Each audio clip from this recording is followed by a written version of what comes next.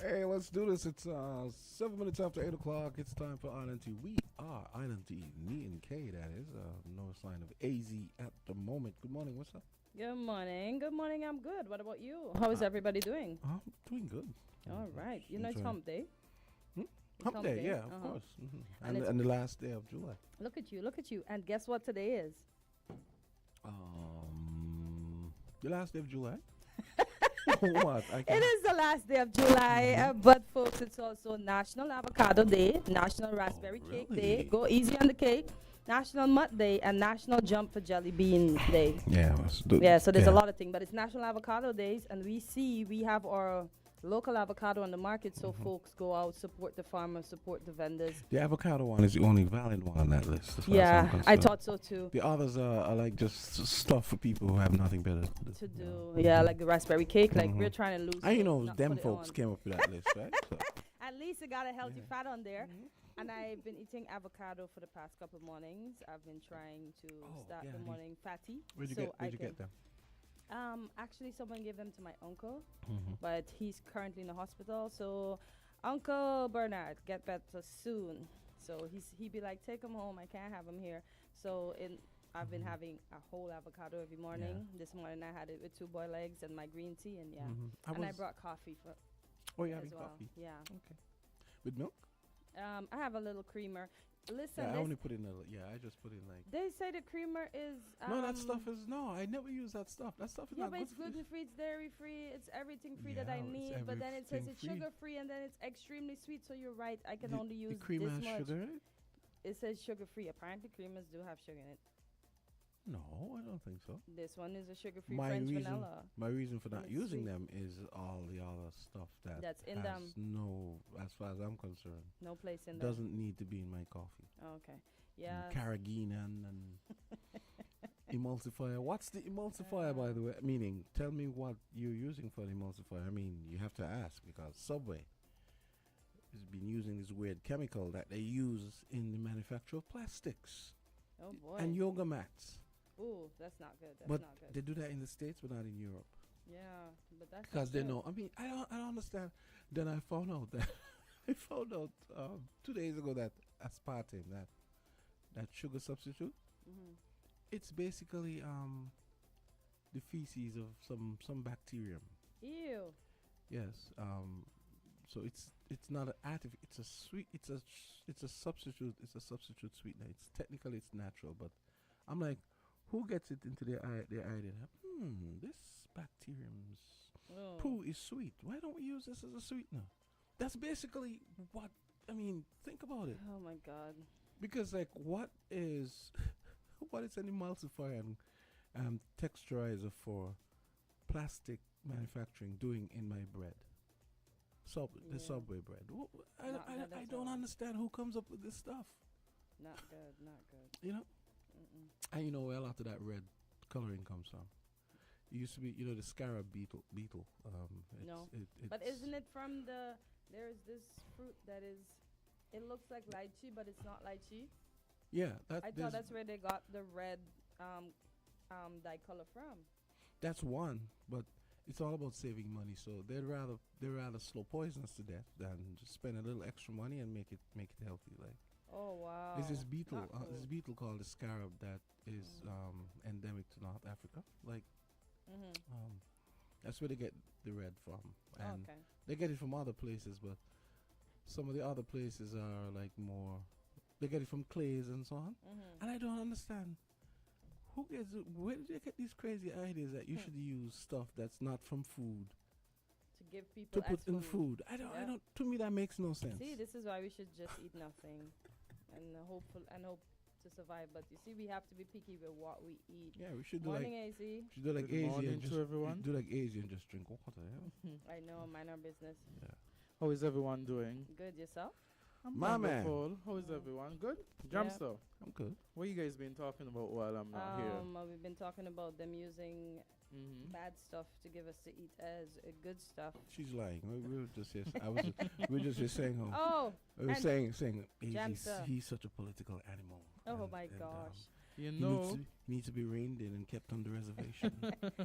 I'm gonna get both of you. I have oh no. Oh, the word for the stuff is culantro. Yes. And it comes from I forgot. It comes from the celery family.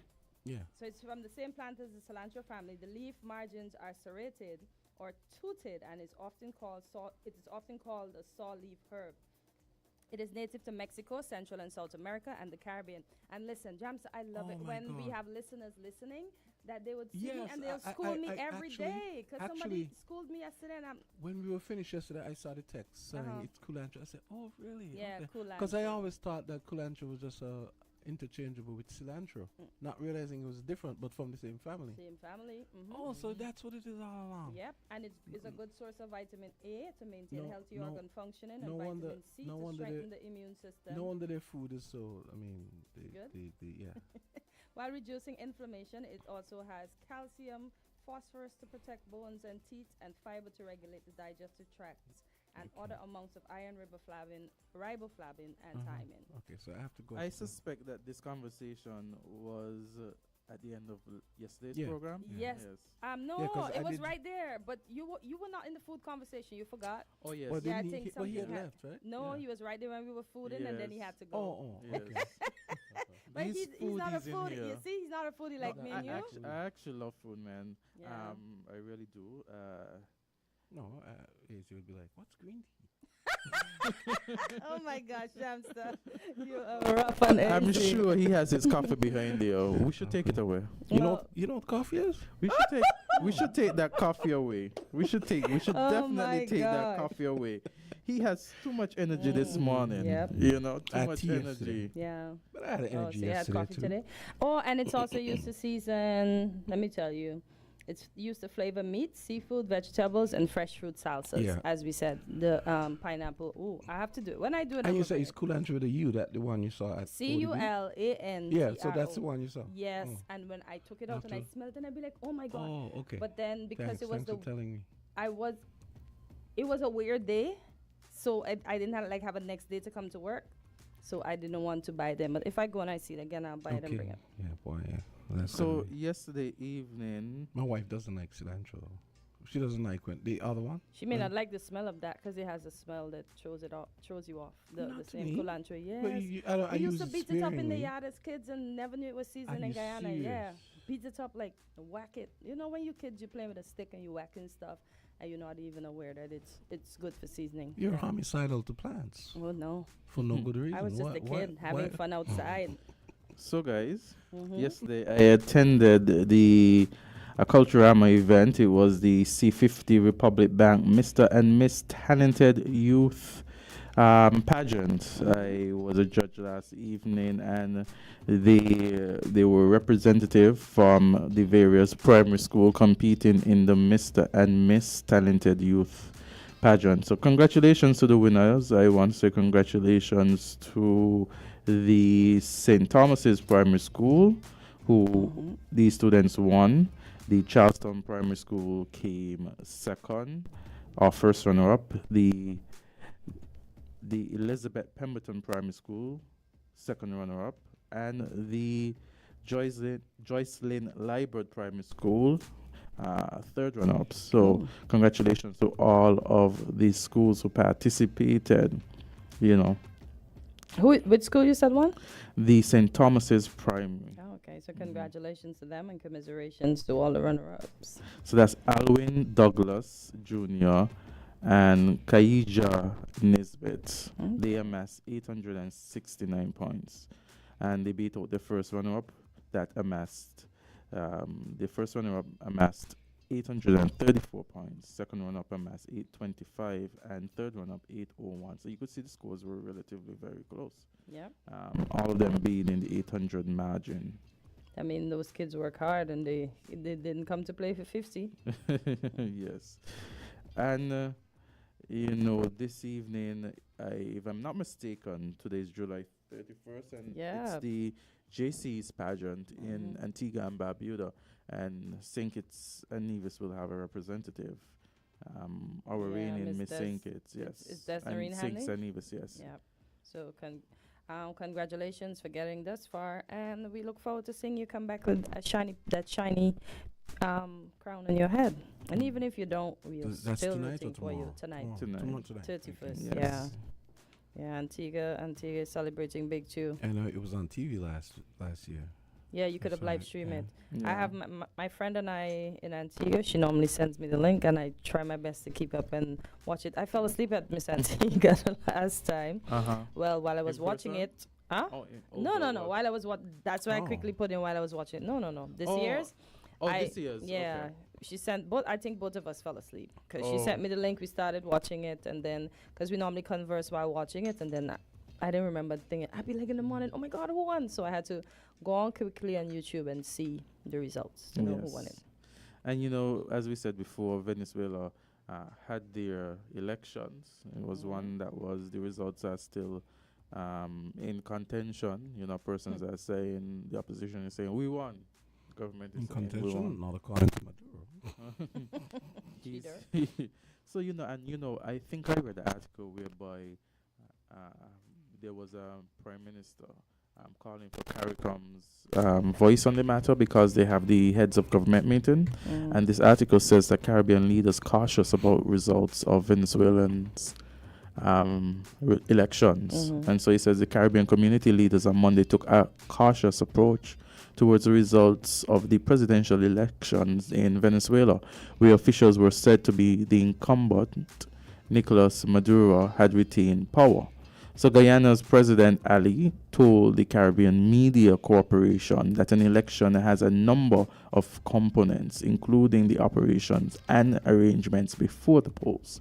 He said other components would include, quote, the election itself on election day, and of course the mechanisms after the election, the mechanisms to ensure that the votes are counted, end of quote, and, quote, there is a credible process of verification, end of quote.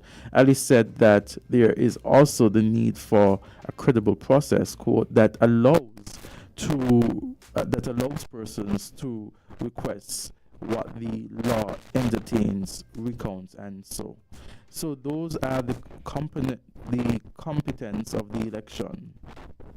We are not pronouncing. We cannot pronounce one way or the other. As I said, we don't have details before us, but those who are the components that we support but those are the components that we support in any democratic elections. End of quote. Alice told CMC. And Guyana and Venezuela have had a long-running border dispute, with both countries now awaiting a ruling from the International Court of Venezuela Justice. has had that dispute, not Guyana and Venezuela. We don't want anything from them. They want something from us. Here he says that Dominica's Prime Minister Roosevelt Skerrit said, as far as Rosa is concerned, the entity which oversees and governs the elections in Venezuela has indicated that President Maduro and his party has been re-elected.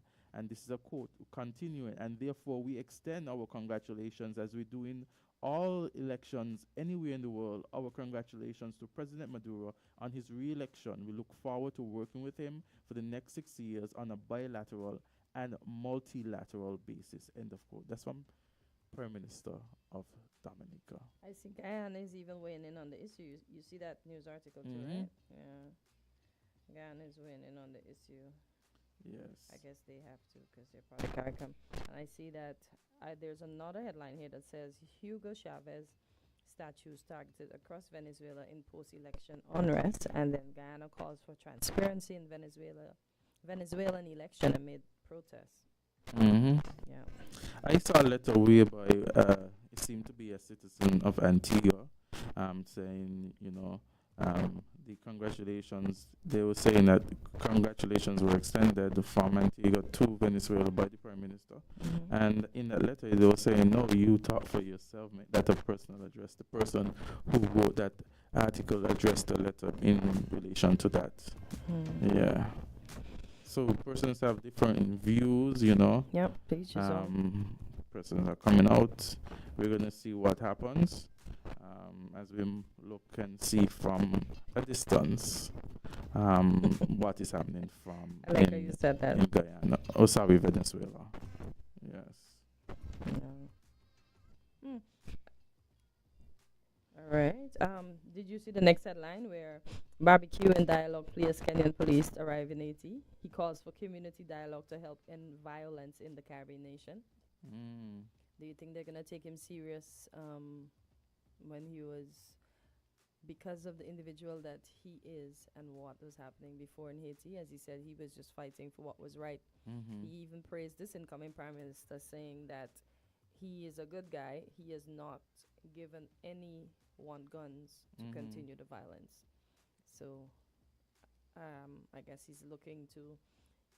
I also heard that he's called off some of the gangs that was in varying areas in Yes. Kenya, and he's looking to speak with the police on a way forward because he wants Haiti to be rebuilt. Okay. So Well, I'm if actually. based on what you're saying, Mhm. it seems as though he is pleased with what is happening in terms of the leadership, at least for now. Mhm. And based on what you're saying, it would suggest that perhaps he wasn't, well, from his actions, he clearly wasn't pleased with the leadership Before, as he said, this prime minister is Mhm. a good prime minister. He did not give anybody guns to do anything. Mm. So Mm. what he's insinuating to me is that the former administrations gave them the guns. Mm. So, yeah. And I'm looking at WinFM here, and it says 2 bills to receive first reading, so it says 2 bills to receive first reading, 3 for second during the next National Assembly. Bills are given 3 readings. So here it says the order paper has been issued for a sitting of the National Assembly to be held at the National Assembly Chambers Government Headquarters, Bastille, on Thursday, August 1st, 2024 at 10 a.m. That's tomorrow. And so the 2 bills, so they say here, 2 bills will receive their first reading, while 3 others are slated for their second. So here it says the Attorney General and Minister responsible for Justice and Legal Affairs, Honorable Garth Wilkin, will introduce the Judge Alone Trials Bill 2024. Yes, I was about to talk about that. The bill aims to provide a legislative framework for trials to be conducted by a judge alone without a jury under specific circumstances. It's funny. Before I heard that story, I was thinking yesterday. There was a question I wanted to ask you. Yes. Because you remember we were discussing this. We were talking that stuff with some jurors and stuff. Yeah, there being was messed some- with and what. There was some, based on what I have been hearing, there What- were suggestions. Persons were saying that one of the victims was a juror, and there was some investigation, so to speak, whether or not that was the Yeah. death Mhm. had anything to do with him being a juror, Yeah. or it was something separate. So what I wanted to ask you, because you remember when we were discussing Mhm. remember we had read an item from Antigua concerning judge only stuff, and then Mhm. and I asked you if that's something they do here. Oh, I think you said about civil trials, though. I think you Yeah, said civil trial. But I yeah. didn't know about criminal Yeah. side. So so basically, as we have here now, we have the criminals when it comes to high court matters, into heavy matters. We have the trial by jury. It's seen to be the fundamental cornerstone, whereby you are. have a little Sahara in your throat. I wonder. We have a horse. You present the matters, you present the evidence, and you are judged by a jury or a number of your peers. But Yeah. there has been suggestions, and I see that this is happening now here in St. Kitts, where you could have, and we're going to see the circumstances, because it says under certain circumstances to have a judge alone, because there are persons with pros and cons as it relates to the jury system. In fact, I lecture at the CFPC, and one of the IA topics I would have suggested to our students was whether or not we should still have trials by jury, because that was a topic that has been discussed before. Yes. Because see, because I remember when we were discussing that some weeks ago, the obvious solution in my mind was that's why I asked, right? And if that's what GAT is about to do, I think that's a great idea. But there was a question that arose because of that. I know in our system, you're compelled to be a juror. Can you truly be held liable if you decided, I said, no, I want no part of jury duty because nobody's going to shoot me? There are penalties for not.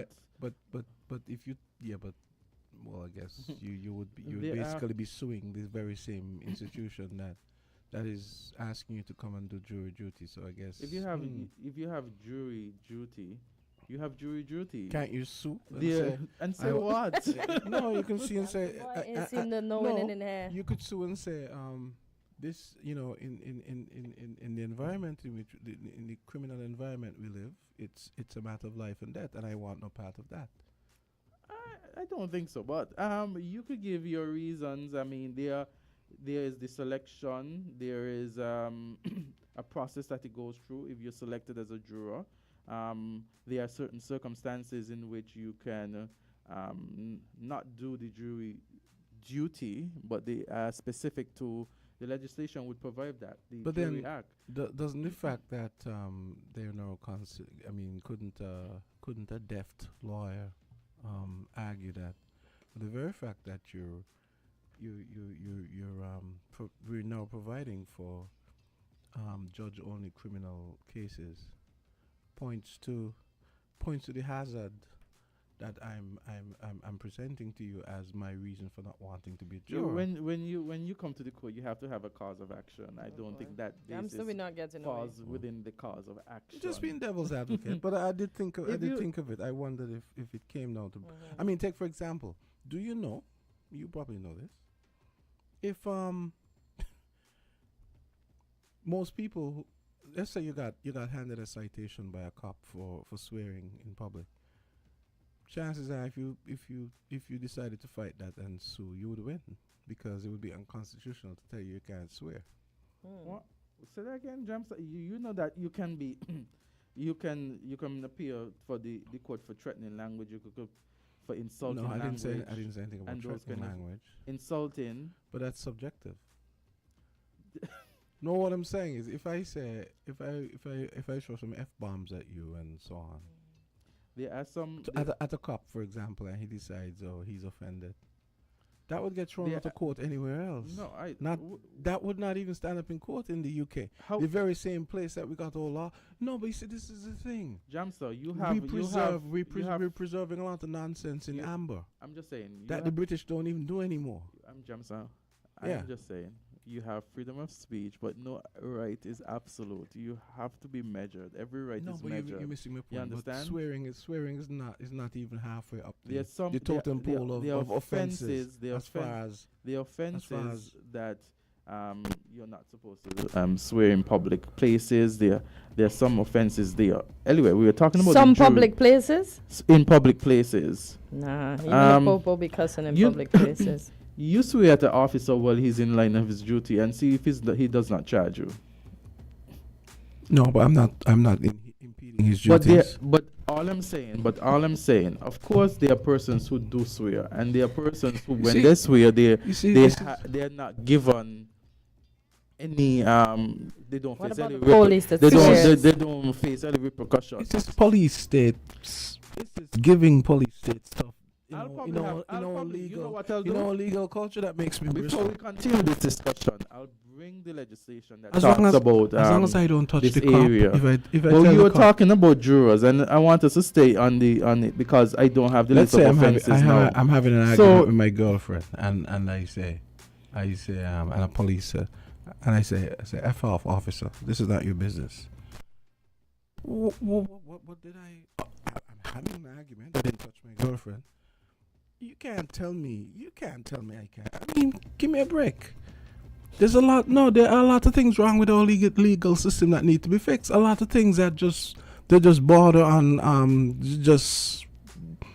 we have a police state. Even I was having a discussion, someone was agreeing with my tint discussion the other morning actually. And they agreed with most of the things. I said The police have no. He said he has to be shown the law that says that the police has a right to see in my vehicle. Because he said if that's the case, then they can come up to your house and say, I want open your curtains. I need to see what's going on in your house. You're being extreme right I'm not there. being extreme. Yes. You're being extreme. You're being very extreme. And you're comparing apples and oranges. I'm not comparing apples. Because where is the probable cause to assume that because the car is tinted, that the person is up to no good? But Jamsa is not about, okay, why do you at need that to point see in in my time, car? at that point in time, there is the law on the book as it relates to tint. There's a specific specification. That is not, you don't need probable cause. But I need a reason why.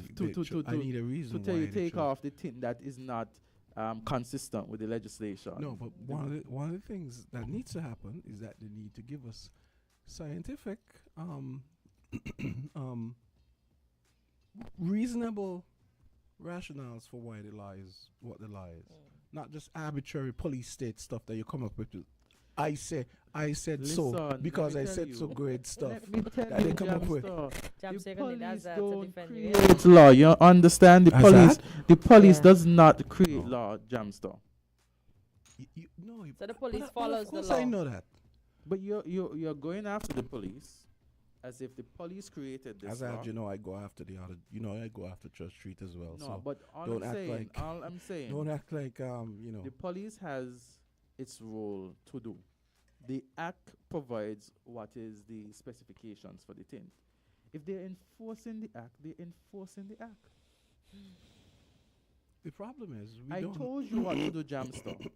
I told you to provide your recommendations to the police force. I gave my Once you recommendations do to your Sophie. recommendations to the police force, they would then I forward it, But- with the Minister of National Security, who critical- could then listen, speak to it in Parliament, in you Cabinet, and then bring it forward in critical thinking in Parliament. and analytical skills is not a strong suit of a lot of government agencies. Oh boy. Have you written? Huh? Have you written? I mean, not to be a loose cannon, but sometimes you have to be a loose cannon with the kind of stuff that people just mindlessly accept and don't question. So here, And then at the same time, you can't even get a sensible answer from the people who wrote the laws. so we're talking about the jurors, right? And the qualifications for a juror. And here I have the Jury Act of St. Christopher and Nevis, right? And Section 4 of the Jury Act speaks about the qualifications. And so Section 4 says that every person between 18 years and 60 years, not hereinafter disqualified or exempted, who is qualified to be a voter under any law of the state, providing for the registration of voters for the election of the members to the National Assembly, whether his or her name appears on the list of such voters or not, shall be qualified and liable to serve as a juror on juries for trials and determination of proceedings before the court in the circuit in which he or she resides. And of course, that's the qualification, and there are exemptions and also disqualifications. So you're saying I cannot say I don't want to be a juror just as a matter of conscience? I'd have to go to jail. That makes sense to you? Think about Jamsa, it seriously. if you What is so sacrosanct about being a juror that they can't say, okay, this guy is afraid for his life? Okay, so let's talk about the exemption You and see, disqualification, this- and let's see you how see, you this- fall. Let's talk wait, about the wait, wait, wait. exemption. You see, Let's this is hear the the problem. exemption. This is So the Section problem. 6 speaks about You're the afraid to exemption. challenge the system Jamsa, because you are part of the system. Jamstar, we are all a part of the system. But you're more part of the system So- than I am. So we have exemption, right? In Because here I'm section- asking you a sensible question and you're running away from it. I'm not running away. No, I'm he's telling you what- getting to I'm- the I'm exempt- telling you what Okay, the go law ahead. is. The exemption. Go ahead. You are passionate about not serving as a juror if your name is called. It seems they're gonna get you, Jamster. I'm just joking. Police state. Police So state. we have rules. So it's exemption, right? Exemption is under section 6, and it says each of the persons described in the first schedule shall be exempted from either serving as a common juror or special juror. So here it says disqualification. Each of the following persons, that's section 7 says, Each of the following persons shall be disqualified from either serving as a common juror or special juror. And it says here, aliens, so you could be disqualified if you're an alien who have not been previously domiciled in the state for at least 10 years.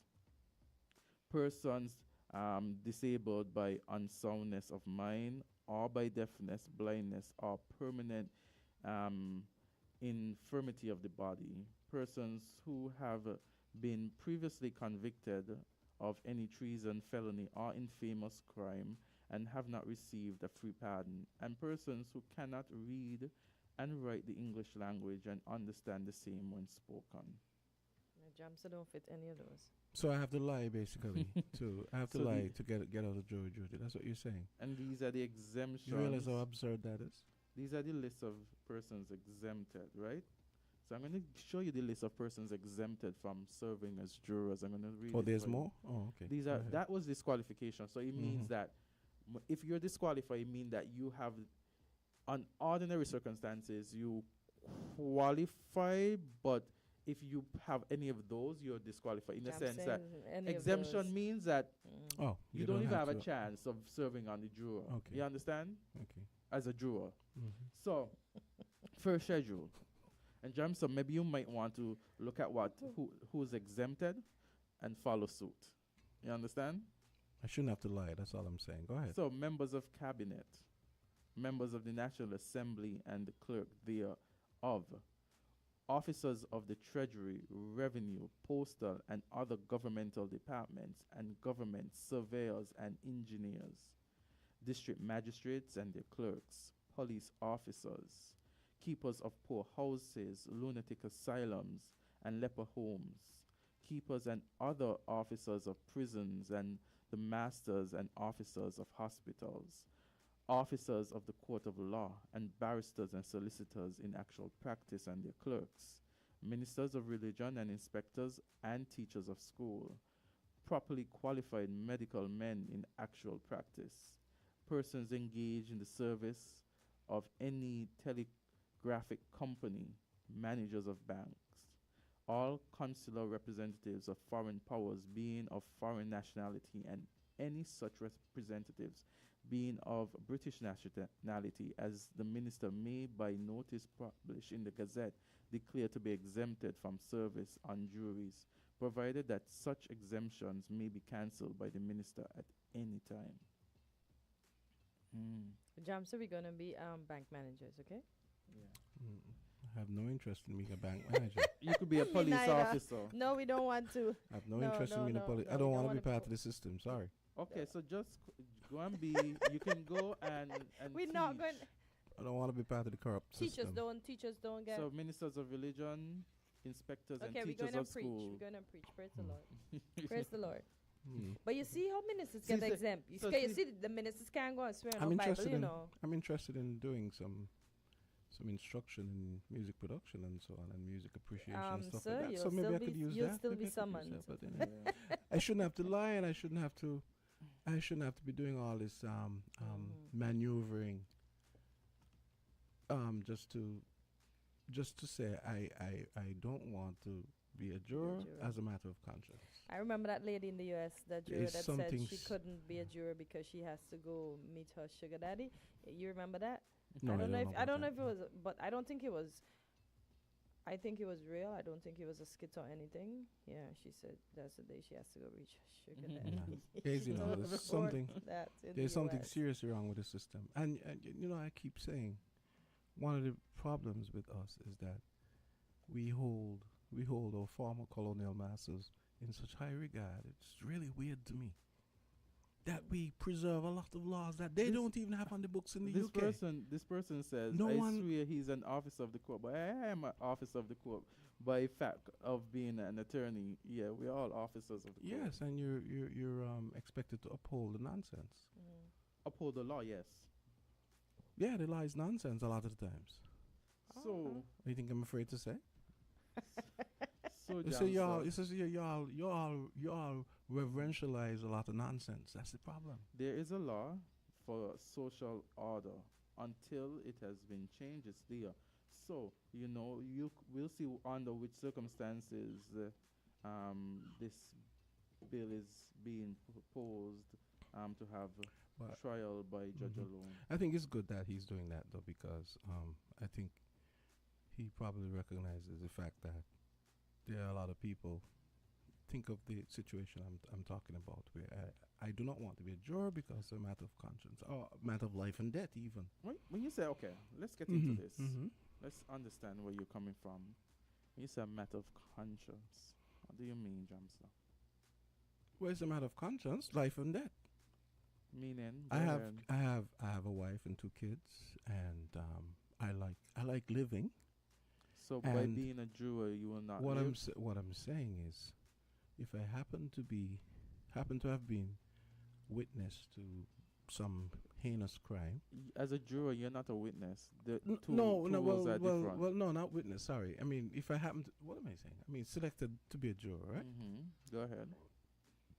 You might have a situation where the criminals are so vested in getting away and not facing accountability that they might decide that, and this has demonstrably happened before, that I'm gonna deal with a certain juror or certain jurors. So out of fear of your own life. Yes, that's what I'm And saying. out of fear of your family. Yes, Okay. that's what I'm saying. Okay. How is that unreasonable? I just wanted to I know. just find your whole system unreasonable. I I will bring up again. Let me use another example. So based I, on what you I said, cannot go in a courthouse with my shirt outside my pants. That is nonsense. I can go in a church. You're telling me a courthouse is more sacrosanct than a church? That Jamil, is there's certain ridiculous. rules Those that you rules must don't. Those follow. rules don't even apply in the UK. You have order when you go into the court. That is ridiculous because you all are It'll be pumped up. very, You it'll be all are very pumped up. You all are pumped up on your all own self-importance. That's the problem, and I'm talking about judges go right down. It's not about That's part of the problem. You all are more Mm-mm. British than the British with this nonsense. It's about respect. Respect when you're what? going there, there's a difference between Nonsense. There's respect. So it will be Never- very interesting to see Jamster in a court of law, As in a a lawyer. court, not No. even as a lawyer, even as a witness, because what you're I saying. was a to witness one time, and the judge, he was like, "Oh, are you being rude with me?" Because I thought he was telling me nonsense. So you think because you're a judge, you can't talk nonsense? Look at your face. Jamster, You have too much reverence for the system. respect. A system that is If a system that is not ethically run and is not even aspirationally ethical. They're not even trying to clean up the system Let me ask you a to question, Jamster. root out corruption and the kind of incestuous malfeasance and misfeasance that goes on. Then if you are part of that system and hear my talk and you're looking at me like, oh my God, he just blasphemed. That's your face looks. That's ridiculous. Jamster, I'm looking at you. No man because deserves that kind of reverence. It's not reverence sorry. in the sense, and we said that No. reverence means great respect. When you are presenting before the court, you ought to be respectful. Whether of your views, you respect the court, you respect I am the respectful, but I also proceedings. reserve the right to point out nonsense. And what nonsense is it to be respectful? What is so nonsensical You about put showing respect? you So you tell me. you're putting too much reverence in being respectful. I'm not into mindless respect. The respect has to be based on something. So you come into the court and you want to what? I respect the Bible. Let me ask you a question. So when you come into the court, you want to carry on I didn't as if say you're that. In a public place? You in missing terms of, on the street? no, come on, you're missing with that. No, I really want to know. No, that of course not. There's time and place, but I'm just saying. So if there's time and There place, are a lot of things that when I go to the and- court that mhm. make me bristle. I don't carry on, but in my head, I'm roiling in my head. I'm like, this is ridiculous. there is order, there is respect that is given in that. I have to area. take off my shades. That is You want ridiculous. so. I'm taking off sorry, your- I don't care what anybody says. So you want to go in there None with of your these things. shades. This reminds me of one time a few years ago. I remember I was up in the newsroom. And this is a lot of the old heads have this kind of mentality. They were talking about because West Indies team wasn't doing so well at the time, and you had this idiot from Trinidad talking about, oh, they're down on the field and they're wearing shades, and they're wearing shades because of the sun. They're in the sun playing a game. What is? So And let me ask I, you. I know a lot. why Of, are but the you point I'm wearing saying, why no. are you The point I proposing am saying, shades no. in The court point I when am, there's no sun no. The in there? point I am making is if someone wants to wear shades, Who are you to tell them they can't wear shades inside? And if someone wants to shout and carry on, Well, that's who different. are you to say But that's that different. they cannot shout and carry on too? No, that's different. Come on, I know time and place. And so why can't you be respectful in your attire and respectful in your demeanor and no time and place then? So if I'm wearing a nicely tailored shirt that isn't designed to go inside my pants, that's being disrespectful? There are certain rules. The Bible says, There's come as you certain are when you rules. go to church, when you go This fellowship. that's not church jamster. But that is but this is my point. You all want more reverence than Respect that. jamster. No, it's Jamster. reverence. It's reverence. Somebody say you're on a Respect. roll. No, you. They no, say you're so I, right now. I'm I'm sorry. sure there's going to be many persons who agree. But you're with afraid, you're Jamster. afraid to rock the boat I'm because not you want to afraid to- attain power and I'm all not of that, afraid and to that rock the people call boat. you honorable I this un- and honorable that. Jamster, do So- not insinuate, because I'm what you're not doing insinuating, is I'm telling you straight. insinuating. You are insinuating what I want. Yes, You no, are I'm telling you what you assuming- want. You cannot tell me You're what I very want. transparent. I know what you want. Let Come me tell on. you, Jamster. In the court, What, you think I'm afraid to say it as easy? Come on, man. Jamster, I'm telling you, in the court, I go in there. There's a way in which you address the court. You understand? I understand that. And there's a ways in which you do not address the court. You understand? But what I'm saying, And so let me there's ask you a question. language that must be used. But let me ask you a question. Don't you ever question any of the court systems that you think don't make sense? For example, for us as attorneys, Mm-hmm. we have to dress in sober colors, Mm-hmm. which means you have your gray, you have your blue. I actually have court blue. So And so- why can't somebody like Jason, who I know Jason's a pretty conscious dude, and Jason might want to wear a dashiki to court. I mean, why as a can't lawyer. why can't he wear a dashiki? Why does it have to be the white man's Jason, suit? you mean the lawyer. Yeah, Okay. the Yeah. lawyer. Why does it have to be the white man's suit with a tie? I'm just asking the question. Jamsa, there are certain protocols. Then you're going to ask me, why do we wear black robes when we go to high court, open high court matters? Then you're going to ask Yeah, me, why do you wear why robes? do Yes. we wear, Why does everything this? have to be based on the colonial masters' template? Well, create your own template and present it. No, you create the template. You're a lawyer. I'm not a lawyer. I have no, I right now, I don't have a problem wearing a suit and going to court. Yeah, 'cause you like that. You're a peacock. You like that kind of stuff. You're assuming, what's a peacock, Jamster? Break it Or down. maybe you're a peahen then. What's a peahen? Okay.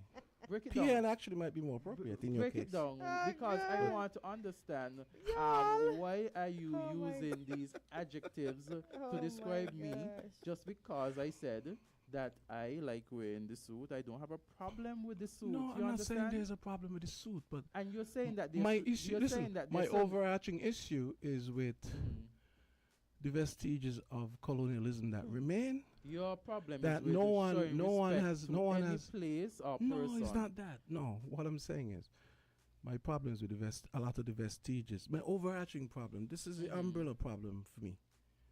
The overarching problem is a lot of the colonial vestiges that remain, which, if anyone just wanted to be Well, let me halfway ask you a analytical, question, would because realize they you're make no here, You're sense. talking about wearing the sheet. I mean, it's so and good. wearing all I'm of these actually things. glad you guys don't wear the ridiculous white wigs. Let me ask you a question. boy. How often do you're talking about making about colonialization, and you're talking about what we wear, Jamster, even in your very own life, your daily life, I don't see you wearing these African wears that you're proposing to that we wear in That court. doesn't mean I have to wear them just because I'm just saying. I'm just saying there's African, there's African formal wear that, let's say a conscious minded lawyer might want to wear in court, and I'm sure some of them chafe under the fact that, boy, I have to wear the white man's hangman noose around my neck and a suit in 85-degree weather, and no one stops to think that it doesn't really make sense to be wearing a suit. Why don't we come up with something that is more conducive to our climate and is maybe more culturally, more culturally appropriate? But no, let's just preserve the colonizers' all this stuff in amber and just continue without thinking about it, without really thinking about, does this make sense? Mental slavery continues. And I'm sad to say, I think you're one of them. You must stop assuming. You must stop making assumptions based on your own Because opinions. a lot of people subsume themselves because they want to succeed in a system. Jamsel, stop And- that and- nonsense. I don't succeed myself because I want to succeed in any system. What you see from me is But what you get. no, You understand? no, Do not what do I'm saying not is, prescribe Well, who you no, think I no. am. You understand? I didn't say you. I said some people. Oh, and very often in this conversation, But you have honestly, you have equated some people to be me. But Izzy, honestly, you have you never thought of something that you thought that doesn't really make sense? Have you never questioned it with Jamsa, lawyers? let me ask you a question. Yeah. No, I'm really curious Let me ask you a question. because a Don't lot you of see things people- don't make sense. Don't you see people going to work in suits and clothes? No, like, why and- are you? Come on, the No, suit all is just I'm- one all I'm aspect. There saying- are other things. No, but you're saying if you want to change the system, get involved in the system, make your recommendations. take for to the example, system, okay? why isn't the bar association more? Why aren't they more outspoken about community matters? I will hazard a guess. Maybe you should write to the bar association. I mean, and give listen, your opinion. Everything hinges on what a mentor of mine told me one time. And what was that? I asked, why do we have so many lawyers? You yourself told us earlier in the year, was it last year, about St. Kitts Nevis having the highest number of lawyers per Yeah, capita. based on right? the article, yes, it was Yeah. said that. So Mhm. I remember asking, I said, why? He said, because people want to get rich quick. Follow the money. I'll leave it there. That is why a lot of things don't get challenged. And that is why a lot boy. of things will never be changed. I believe boy. from a very young age you have something against lawyers No, I and don't. the whole Well, court system. Perhaps no, I you are do, speaking because- from listen. some place No, that no, there no. was something affected you. Actually, no, not at all. but- No, it's just But you realize many it's just times, my intellectual many no, times- my intellectual curiosity but you always leads me to all these things that Many don't make times- sense, and I'm many like, but why times is this and why while is on that? this show, you have spoken about the legal profession. You have unfairly. I mean, it's your opinion. Well, You criticize okay. the Well, le- actually, there's one but thing. you do it The- more than no, any but I'll other tell you. profession. I will tell you. No, because it is the profession that I see this particular feature with. I'll tell you what it is. I find that in our culture, But I'll St. have Kitts to has go a soon. St. Kitts has a weird culture where somehow lawyers think that just by dint of being lawyers they know everything, and that drives me crazy. I think people in general, right? Not just They lawyers. think they know. I've never Because heard a lawyer say I- I don't know. I think people in general. You understand? Because Actually, I've heard you say I keep- don't you- know. you- So you- that's you- to your credit. you keep equating lawyers from society in a sense that every lawyer is a human. You understand? And every lawyer comes from the community. Mm-hmm. You understand? Every person who has a profession comes from the community. Once they are like you and I, they're human. You understand? And so that doesn't mean I they can't. have the that human doesn't mean I can't qualities jam and them. attributes. Yeah, but that doesn't mean I can't jam them. I love those jokes about what do you call 5 lawyers lost at sea, and the answer would be a Yes. good start. I have good laughs at those A kinds good of what? things. A good So- start, so meaning as I said we before, just got rid of 5. No other. Oh my No God. other. I don't Oh see my Jamsa God. coming at any other profession. The No, way he because does Does the way lawyers. he does with lawyers. because the other only- professions the other don't behave profession that like he you are, does honestly. is probably you know, Troy? is that Troy? I'm not quite sure. Farm Somebody's report. knocking. Mm-hmm. Oh boy. Is that our guest, Jamsa? Okay, but I really have to go now, so I will take my leave. And if You know I love you, but you're not gonna have the grill. I'll fire up the grill every now and then. And If it and deal with you, pleases this know. honorable panel, may I be Listen. excused? People can say I quit, but I quit. I can't. I just listen and observe. I can't. No. Thank you so much, guys. This is fun though. Yes, I like Yes, I like yes. I like You? I like my jabby God. with jabby. See, game. I Okay. am the. Okay. I turned off the grill. Okay. Okay. So again, No more I would like cooking. to. No I would more like- roasting. No. May I after may I say if it pleases this honorable panel, may I be excused? I further matters No, you before see, you. you're gonna make me jam the quote again. You know what? You're gonna make me jam the quote again because if I'm in church and I want to leave, I just get up and leave. Why do I have to ask the judge to leave? Especially if I'm not saying like if I'm on the dock or whatever. I mean, like if I'm an audience member, why do I have to ask the judge to leave? Who's the judge? Because it's like classroom. I'm you're sorry, I have a interrupting. serious problem with stuff like that. If you are an attorney and you're in the court and you are leaving, that is what A lot of my lawyer thing. friends are giving me the side But eye if right you now. have if you're there for a matter, just listening to a matter, Yeah. you understand? Then you can leave and you can come in. Just Do you have to put your hand up like when how we do it in church? unless you're attorney, unless you're on your but I thought no, if you're on your okay. feet or you're presenting and you're finished with your presentation and you're about to leave, then you understand. But if you're just there looking on and you're not presenting or anything like that, then you go back and forth. You can just take yourself and leave. Okay. If you But don't have but any matters, for example, let's say, you know the British have refined self-importance to like a whole other for level. example, That's if you're so- just coming in and and we just watching, adapt you all that don't stuff. have to do all of that. But if let's say And that you kind had of a stuff matter drives before me the crazy. court, representing a client, and then your matter is Can finished. I as Then you do the necessary courtesies to leave? Okay, Yeah. so me being a spectator, a lawyer, nothing of the sort. Yeah. Can I just get up and go? Would the judge reprimand me? You could just leave. If you're going Okay. there to watch and then you leave and you just make sure you're quiet and watch and you don't disturb and you just leave. You It's understand? like classroom. It's like me leaving right now without making any disturbance between both of you. You understand? And he leaves on that note. There's somebody hitting the door downstairs. I swear I keep hearing it. Person, we're gonna let you in soon. Let's probably try. I'm thinking. Okay, let's take a quick break and come back. And we should be having Farm report farm report soon. WINN is 98.9. 98.9 is Win FM.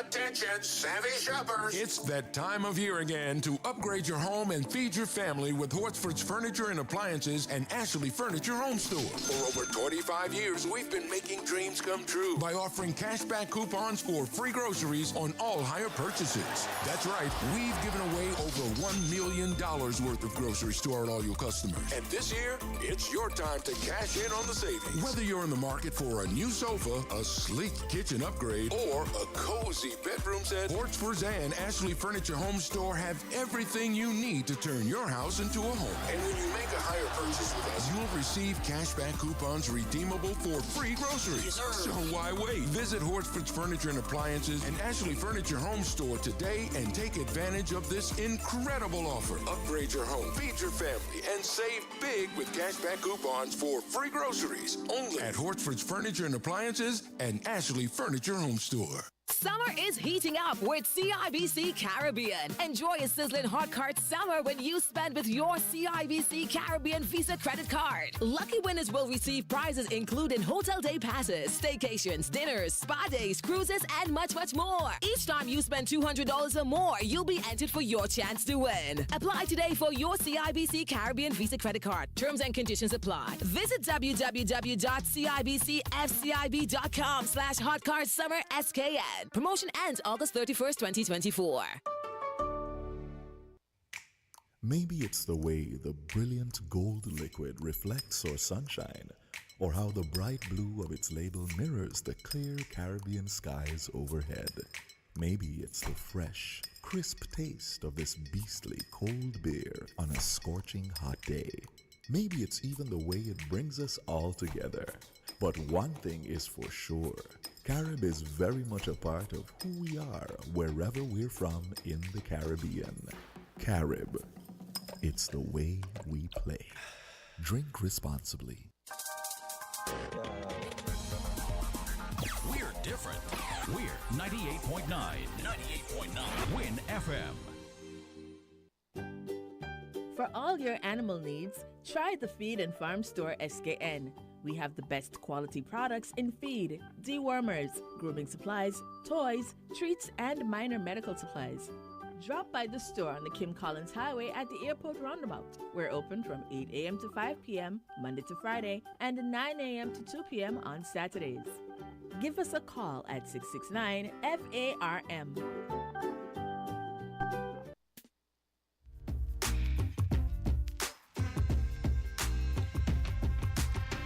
2 minutes after 9 o'clock, and it's time for Farm Report, brought to you by Feed and Farm on the Kim Collins Highway for all your farming and agro and pet supplies. And we have a member of the consortium, Victoria. Good morning. Introduce yourself to the public. I mean, you're not exactly. I can't hardly hear this. You can't? Okay, so it might be the headphones. Might be the issue. Do I have it on right? Okay.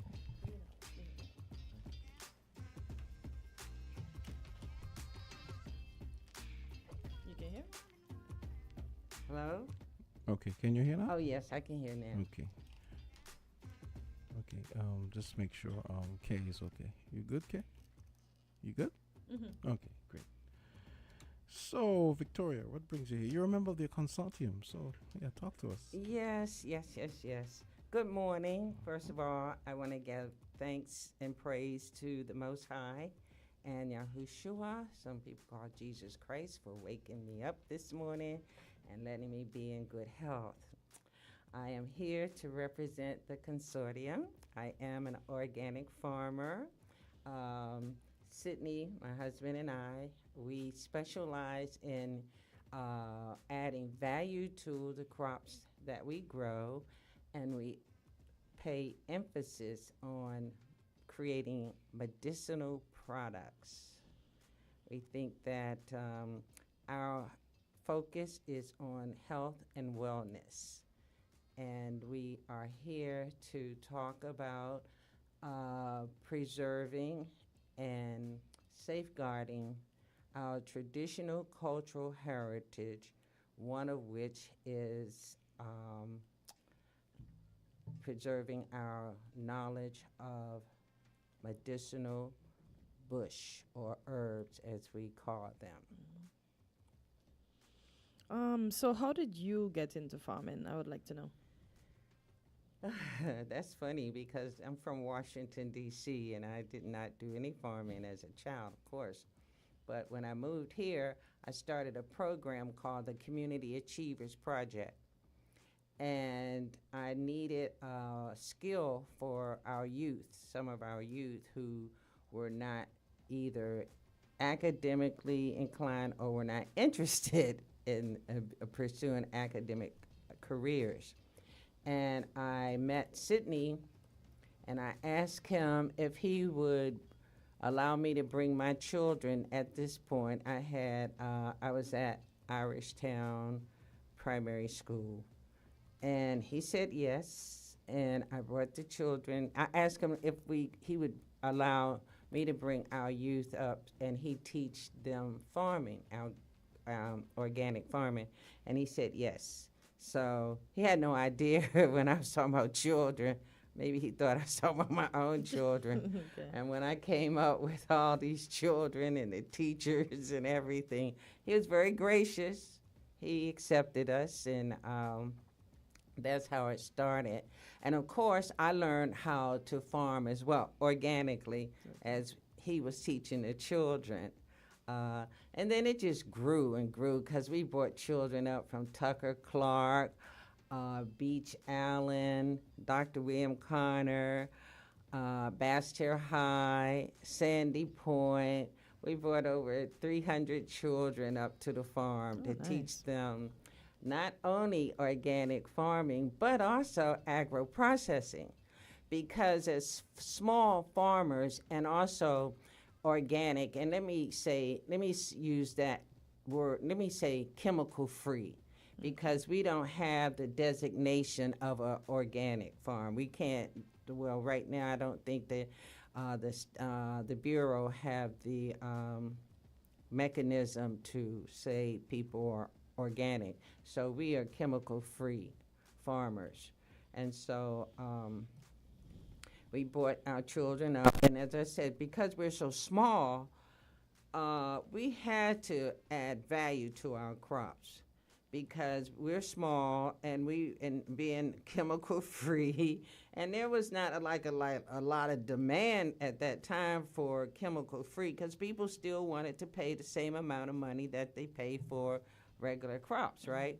So we knew that it was important for us to add value to our crops. So is it really more expensive to not use the harmful chemicals for pest control and so on? Yeah, It really because is? when you look at it, well, now we have ground cover. At that time, my husband was definitely opposed to that white plastic because he said that would destroy the good bacteria in the soil, and it would also damage the soil. And he's very, very particular about maintaining and cultivating the soil. That's a good point. And then also when that plastic starts to break down, it turns into microplastics because the particles start to break down. All that is becomes a problem. It's a problem. So here we've been, up until the last 2 years, I've been picking weeds, pulling weeds. But you know what? Through pulling these weeds, too, I also learned a lot because a lot of these weeds have medicinal value as well. So a lot of times we're destroying things that are good for our health. Yep. She was telling me a story this morning where, as a kid, she used to be beating up culantro in her yard and not realizing it was Good stuff. Just Just like how we used to beat up dandelion. Yeah, And dandelion is we call it weed, and that weed is very good because it's a direct, et cetera, et cetera. Direct, benefit to our bodies. Yep. But so we're so busy. I think a lot of times it's because we want to look our farm to look a certain way, so you don't want to have the weeds there. And then it's all about also the yield. And I understand that people have to have money. Farming is not easy at all.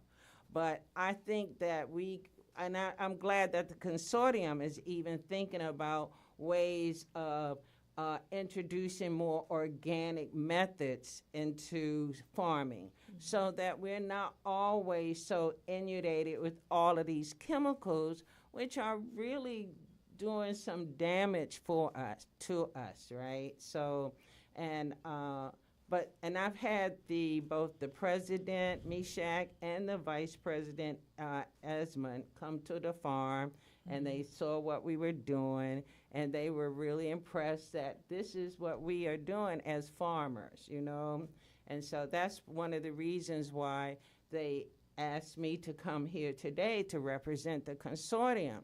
Another thing, as I was saying, we have to learn how to preserve and safeguard our natural resources. I think for some reason we sell ourselves short. We just don't know what we have until other people come here, then they make a profit from it, and the next thing you know, we working for them. So it's important that we start teaching our children, and not only our children, adults, about the value of our medicinal products here, our bush, as we call it here, right? Right now, I'm teaching a class on the medicinal values of the bush to a camp that Creative Economy, Pierre Liebert and Alicia Daniel Blake are facilitating this week. And, I was thinking, I was like, you know what? One of the things we got to start doing here in St. Kitts and Nevis, we have to start learning to work together. I would love for the consortium and the creative economy, especially culture, the Department of Culture, to kind of work together so that we could start passing this knowledge on to people who need it. Which leads me to a question. Are there any plans to maybe have a book? You compile all the benefits of a lot of these plants, because the fact is a lot of people don't know what a lot of these plants are good for. Are there any plans to maybe do catalog them, compile them, and maybe have a book created. You know what? That's something that I would really love the consortium to really embark on, because see, the consortium has all kind of farmers, and they have a lot of farmers who are Rastafarians, and they have a lot of knowledge about the herb. Also, we have backyard gardeners who are part of the consortium. They too have a lot of knowledge about the herbs, right?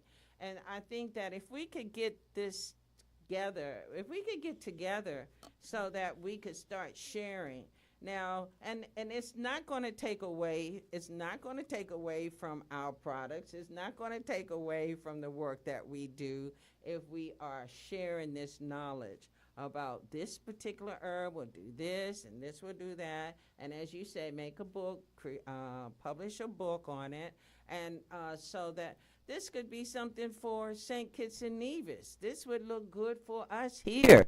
Because once again, I'm saying to you, all right, let me give you an example. Neem. I love neem. I didn't love it at first, but my husband used to give me this drink. Oh my, he used to make me drink it because I had a bad liver. And so he had me drinking this. He called it babble. He said when you pull a lot of combination of herbs together, right? And man, I hated that. Oh my God. I used to pour the sugar, whole kind of sugar, because it was so nasty to me. You know, I'm from the United States where everything is nice and you want sweet. Let's be honest, right? So he had me drinking this, and then when I went to the United States and had a complete physical, my liver was completely regenerated. It was completely restored, and this wasn't like a little fatty liver or something. This was a diseased liver. And it was completely restored. So I said, you know what? We have to start promoting these herbs. So I started promoting neem. And at that time in the United States, and I know this for a fact because I used to monopolize this health food store called Whole Food. The only thing they had in neem was toothpaste at that time, right? They didn't have any other products with neem. So I'm now introducing neem. Next thing I know, neem all over the place in the United States. Same thing with the soursop. When I started promoting soursop in the United States, the leaf, next thing I know, soursop all over the place. And I'm like, you know what? You mean the leaves, not the plants? Leaves, the leaves, yeah. And then at one time they were saying, Google and a lot of the research data was saying how soursop would kill cancer cells. Next thing I know, they come out talking about, it might cause Parkinson's disease. Oh, yes, Victoria, yes. I saw that article. It was about a month ago. I saw it. And here's the thing. They were trying to isolate the active compounds from soursop for cancer, right? And they found that they couldn't do it. And then the article went on talking about, but it might cause Parkinson's, and I don't believe that. I think they're just doing that because they realized they couldn't formulate it the way they wanted. You had to eat the whole soursop, and they just came up with the Parkinson's thing. It's nonsense. See, they can't patent a leaf. They haven't. The leaf's been there, right? Yeah, but you know what I think what they're going to do now, since they can't patent a leaf, they're now coming up with these GMO trees. I mean, trees actually. I just hope we don't import them here. We already importing the GMO seeds. Oh, because I don't think. Well, you know, but we don't know. I mean, but what I'm thinking is that if they can have trees made from the GMO seeds, right, then maybe they'll be able to patent those leaves because it comes from the seeds that they have produced. I think they're trying to get around trying to patent these leaves. But they can't. I don't think they would be able to do it, though. I really don't think. We hope and pray that they can. They're doing a whole lot of stuff that I never thought that they could do. So I'm hoping. But at the same time, as I said, we need to be more proactive with the resources that we do have. You know, Jamaica is, they're famous for all of their the other day, a petition in Florida introduced me to a herb that I'd never heard of called donkey pee. I say donkey pee. What the heck is donkey pee? Actually, it's great for your eyes. It's a flower. You open up the flower and it's water and you put it in your eye and they say that it actually helps your eye. Now, we do have a plant called Eye Bright that is great for your eyes here. So I know about that. But I never know heard. Eyes Bright. That's the one with the white flower that grows on a stem going that way. Yes. So we have that, but we don't have the donkey pee. And I'm like, oh my goodness. But see, Jamaica is always promoting what they have. Yeah, they do. So I'm saying we need to do that too. And I'm just consortium, I hope y'all listening. Yeah. I hope that you take an active role now in preserving this, because this is your farmers. We're farmers. We come across all kind of things we think are weeds. Yeah. Don't be always trying to destroy them. Some of them have a lot of benefits to them. Did you guys never think of doing maybe a camp where you have a field with maybe the typical stuff that people call a landscaper to clean up every month, and you go through them with, the attendees, and you say, well, that's a weed, but I'm sure you probably have your landscaper cut this, mow this down every month. Well, this is good for you never thought of doing Well, something that's like why I'm saying that's one of the reasons why the consortium invited me here today, so that I could start talking about these things, right? And that we can give the executive something to think about, to pursue. The other thing is, as far as the agro-processing side of it, do you guys have plans at some point to maybe, when I say processing, obviously it's going to be minimally processed, because most likely you're just going to dry the stuff. And so are you guys going to have plans to dry the stuff and promote it? And that's one of the things that I have asked them, and I'm going to pursue it. My husband makes solar dehydrators, because remember, we're trying to decrease our so-called carbon footprint. Yeah. So we can do this through using our solar dehydrators, so we don't use any electricity, and where we can dry our tomatoes and have sun-dried tomatoes. Because I buy those all the time. It never occurred to me. They're lovely. So do you have these items that you're speaking about in the local supermarkets? No, we don't. But because as I said, we deal mainly on medicinal products. Okay. But I'm talking about for the consortium. Okay. Because these are things that they do in bulk. They do tomatoes. They do the pumpkins. I keep telling them, you have to get these solar dehydrators. And then those farmers who are doing tomatoes, do you know, you might have a pound of tomatoes for $5. But if you did those sun-dried tomatoes from that same pound, you're going to be making far more money if you do that. And also think about, Kay, you remember how they had to dump all those tomatoes? Yeah.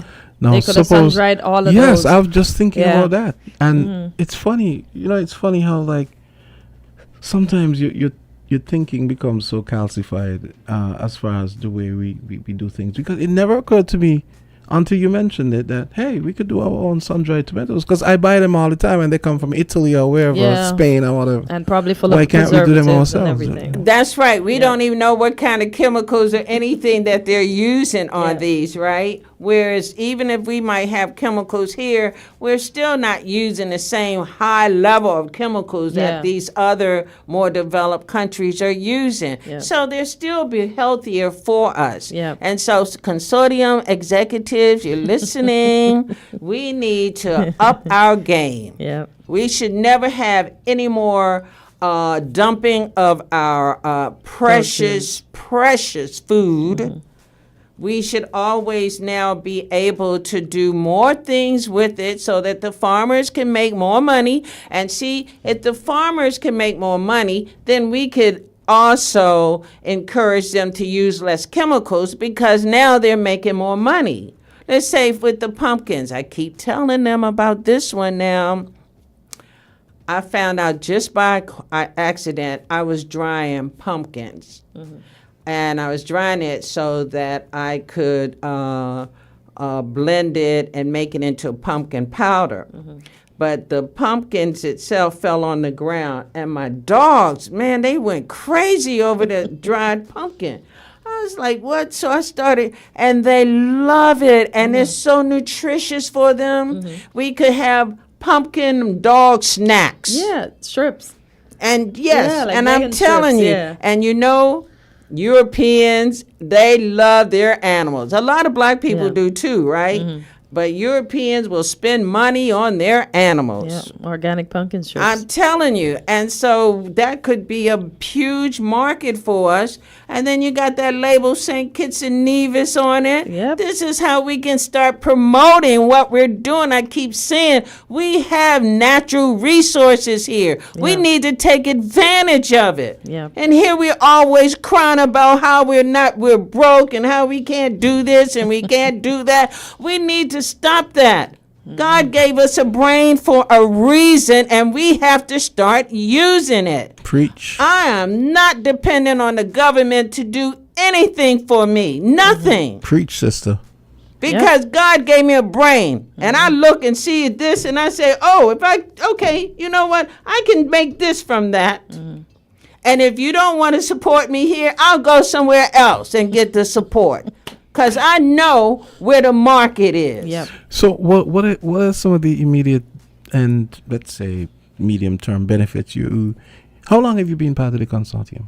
Let's see. I think I joined the consortium maybe about 2 years ago. Okay. So what has changed? What has changed about the way you and your husband do business in terms of the herbal business?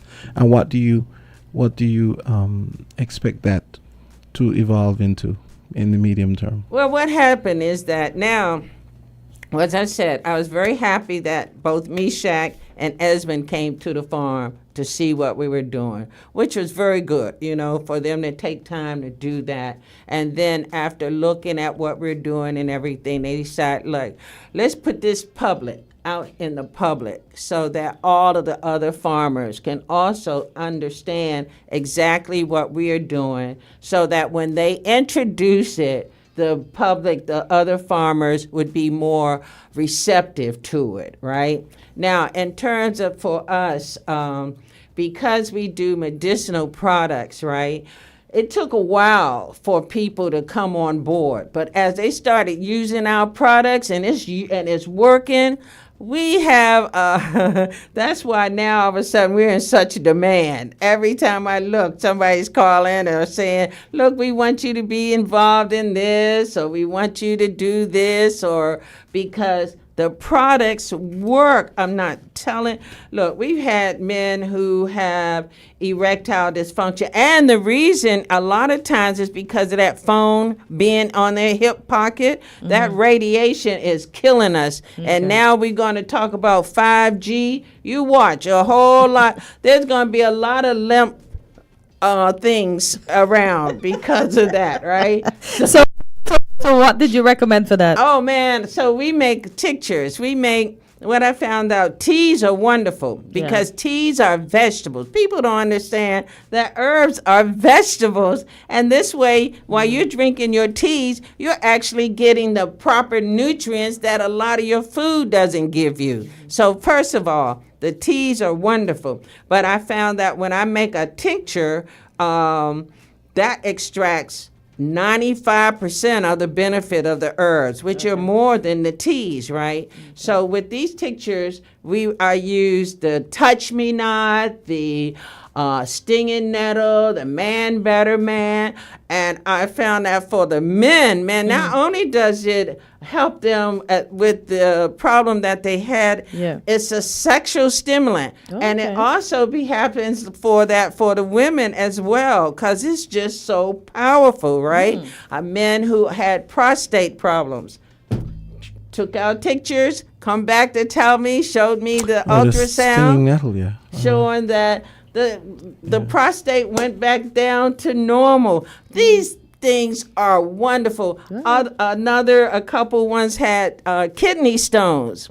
Some of the pictures took that, got rid of the kidney stones, man. And when they come to us and they tell us, just like the other day, we had visitors from a couple from St. Lucia, but they live in the United States now. And they came to the farm, and he wrote me the other day. He said, my wife works in the hospital, and she came down with COVID, and she gave it to me. And both of us were very sick. And I took your leaf of life and your stinging nettle, I believe. And he said, mine went away immediately. She didn't want to take it. So she's still sick.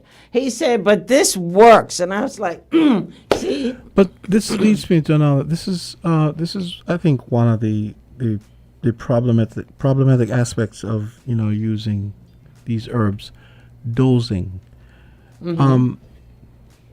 Are you planning to let's say ratify? That's the best way to put it. Ratify dosing, because a lot of for example, like even now, like when I drink moringa, I'm not even sure how to dose it. And what I do 3 days, and I say, okay, maybe I drank some 3 days. Let me wait another 4 days before I drink any more. That kind of thing. Or see, even with noni, stuff like that. It's really important that you know the. Yes. That's why yesterday with the young children, I was talking to them about the minerals and the vitamins that are in these herbs, right? Because it's important to know that. Now, with moringa has a lot of calcium, a lot. Now, a person who has high blood pressure, they don't need a whole lot of calcium, because then that could harden the arteries, because you got other things that you're taking also that has calcium in it, right? And your diet as well. Right. And I found that out because I am hypertensive, and I was drinking the moringa, and I noticed that I would have these heart palpitations and everything because I was just drinking it. And I was like, wow, oh no, this ain't good. So I put that aside, right? And then when I started reading about all of the things that are in the moringa, I understood then, well, you know what? I can take a couple of the leaves and chew a couple, but I can't be drinking the tea like that, because it's not good for my heart, right? Oh, that's a good idea. So I never even thought of that. So you mean can to chew the leaves like that? Yeah. Okay. Because I mix neem and wild tamarind, and I'm drinking it, and sometimes here. Bitter tamarind, you mean? Yeah, the little one. Yeah. Wild, we call it. What's the bitter tamarind? What's that good for again? My mother used to give me that to drink. It lowers, it cleans you out, and I guess it lowers your sugar. Okay. Yeah, it does. Yeah. It has these little green seeds on the back stem. Yeah, so I dry mine with the neem, and then I boil them in the pot, and I take a mouthful every morning. You should bring some for me. I will. I can't find it anywhere. And the thing is, it's also anything that's bitter is very good for your liver. Yeah. So that's very good. You know, they in America, because I had this problem with the liver, they were talking about all these other things, right? And it didn't work, but I came here. And another thing, though, that we have that most people just don't take advantage of is we have sun. And we need vitamin D. Yes. And most of us now, running from that sun. Because it's hot. It is hot, but your body needs this. In fact, in order to be able to process the calcium properly, you need the vitamin D. So in order for you to really get the nutrients in your body, you need that vitamin D that is going to help you. And yesterday one of my youth in the camp said, I say, what is one of the things that herbs do for you? He said, well, I just want to be able to sleep. I said, you want to sleep? What you talking about? You want to sleep? You need to be out there running in the sunshine. Now, I'm not telling you to overdo it, but you got to get out there and get this sun. Absolutely. It's like sometimes, and I know this is going to sound bad. Some people probably be offended, but I give people a side eye when I see them walking with an umbrella. I'm sorry. Locals. No, seriously. I'm like, really? Unless it's raining, right? Unless it's raining. Okay, fair enough. They don't realize that's one of the best thing you could be doing is getting some getting some sunlight. I know it's hot, but still. We need it, and thank God we have it. Look at those climates that are freezing. Yeah. And those people in those countries where you have all of that, you have a high rate of alcoholism, a high rate of depression, because they're not getting that proper vitamin D from the sun. So we are very fortunate here. Once again, I say we just don't value the natural resources that we have. That's why I'm here in the Caribbean, because I always love coming to, you know what, they used to tell me, I'm from Washington, D.C., let's go to Canada. I'm not going to Canada. It's cold there. I'm going to the Caribbean where I can come and be in the sun and get in the ocean, and they got beautiful mountains. Why do I need to go anywhere else? Yep. But that's why I'm saying we need to stop selling ourselves so short. We have what we need. We just got to put on a new pair of glasses to be able to see what we have, and stop allowing all of these obstacles, or we perceived as obstacles, to stand in our way. Because if we don't do that, I'm telling you, these foreigners are coming in here right, left, and center, and they seeing everything that we have. And the next thing you know, it's going to be on the market, and we're going to have to pay for it. Already happening, but anyway. Oh, yeah. Okay. I digress. Okay, yeah, but it's the truth. So, that's why, as I said, I'm here representing the consortium so that the farmers can start listening and get and it's going to take the consortium executive to organize these things. But there's no reason why we don't implement it. Okay, Victoria, we're almost out of time, but I wanted to read a few comments, and also there was one thing I thought of. Have you thought of, for example, informing the farmers that, hey, some of the things that you consider weeds, perhaps you should maybe talk to you and your husband, and because there might very well be some things that you might not have very easy access to. So, because I could imagine some of the farmers, a lot of the things that are weeds to them turn out to be some of the things that you actually need. Some of the herbs and so on that you actually need. So, is that something? Yes, you've, yes. We were talking to about. them? Yes, Edsman and I have talked about that when he came to the farm. He was saying that, we have this, like the stinging nettle is a pain in the butt. So a lot of people, they get rid of that, right? Well, we need it. Oh, so okay. So my idea wasn't a stupid idea. It's very good. Because I just thought, I said, I could imagine, I could see how some of the things that are annoying to a potato farmer could be some things that you're probably looking for. We would need, that we would use. And see, that's where we would be able to work together. And then we wouldn't have this contention. We wouldn't have this division, because we're all working together. I think that's the thing we need to learn how to do here. I think is learn how to work together. I think your presentation is being very, very well received. Yeah. Can you want to read some of the pick out some of the comments and read them before we go? Yep, I'm gonna. Some of them pretty interesting. I'll do the first one. Very important discussion on the healing benefits of our indigenous bushes and plants. Thanks to Island Tea for bringing this guest on to inform the community. So, I'll read one more. And yeah, go ahead. The wife drinks soursop Tea Daily. She's mellow. And then Carlisle Paris also say brand SKN, promote SKN. And then banana water from the steam fresh is also said. Oh, sorry. Yeah. Where did I see The the E? stem, From the yeah, stem yeah. fresh is also said to be eye drop. You know about that? eye drop. Okay. It can also be used as an eye drop, I guess. It says when you chop okay. Yeah. the banana stem, they said, yeah. Okay, I'm gonna have to look into that. Yeah. Now, this is not exactly a plant, but it says the millipede in the BVI, the black worm, its peak can be rubbed on a tooth for toothache. Yuck. I know. Not happening. No. Let me have the toothache. Sorry. You can you can use Noonie. Noonie is great for toothache. Okay. All right. Yeah. This and lady is talking a lot of sense. Yeah. That's what one of the comments say. And I think there was another one that I wanted to read. Somebody said that Yeah. this lady's great, so they have to send you back next time. Oh wow. Oh, and the milk thistle. That's the stuff that's good for prostate health, know? right? And it's also good for liver, the milk Yes, thistle. yes. That's true. That's Listen, true, the yeah. Lord works in mysterious ways. Yeah. You know, she's there talking. I remember my dad having this book, and the only thing that kept coming to my mind is that milk thistle.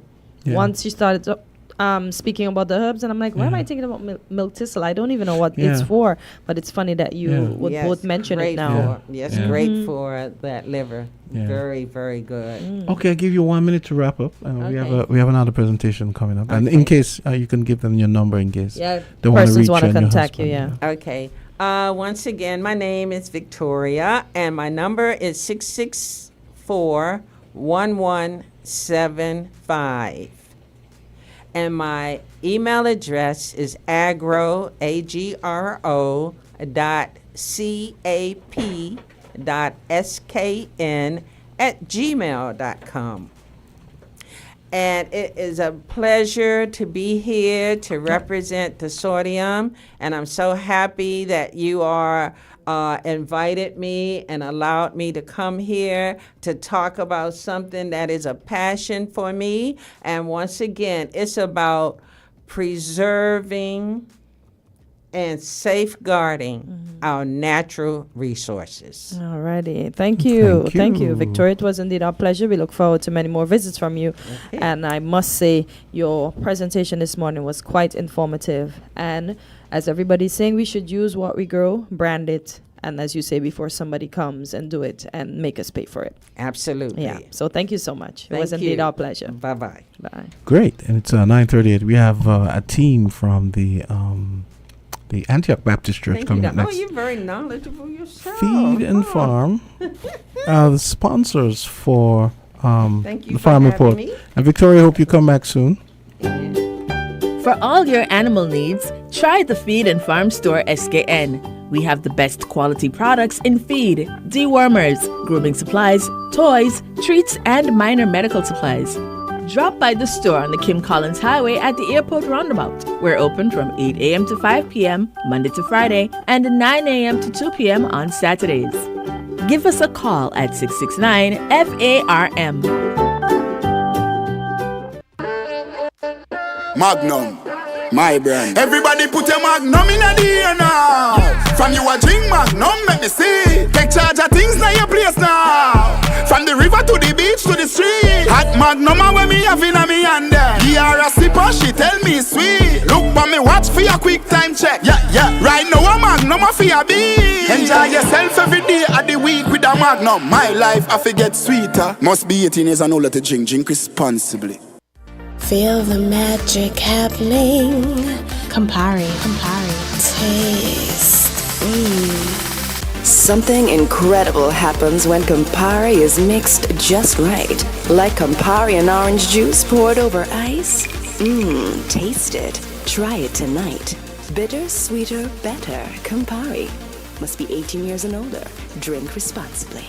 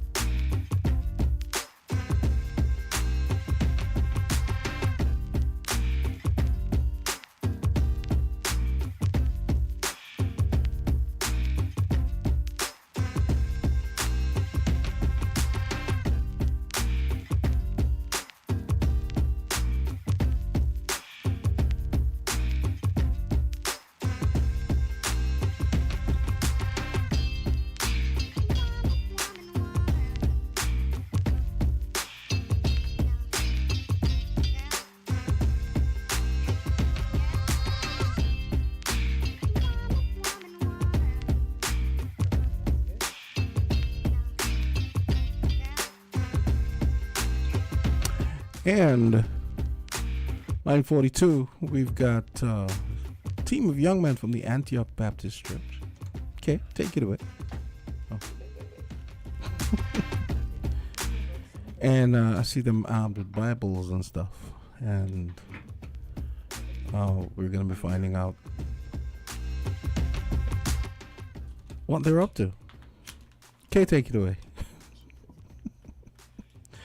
Yeah, so we have a team of 3 young men from the Antioch Baptist Church. What's up, guys?